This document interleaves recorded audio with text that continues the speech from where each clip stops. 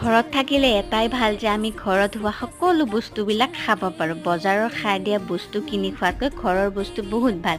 আৰু এই যে ঔকেইটা দেখিছে, ঔকেইটা দেখিলে আজিও মোৰ সেই সৰুতে বুঢ়ী আইৰ সাধুত পৰা ঔ কুঁৱৰীৰ সাধুটোলৈকেহে মনত পৰে। সৰুতে যে কিমান বিচাৰিলোঁ ঔৰ ভিতৰত ঔ কুঁৱৰী, কিন্তু আজিলৈকেহে বিচাৰি নাপালোঁ।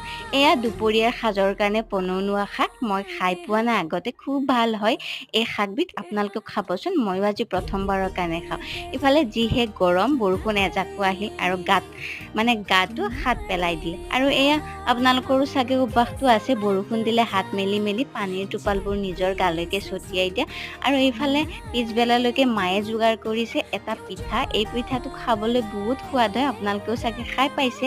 আমাৰ ইফালে মহুৰা পিঠা বুলি কয়, আপোনালোকৰ ফালে কি বুলি কয় জনাবচোন। প্ৰত্যেকেই চাগে খাইছে, যিসকলে পিঠা ভাল নাপায় তেওঁলোকেও এনেকুৱা পিঠা নিশ্চয় খাব। তেন্তে আজিলৈ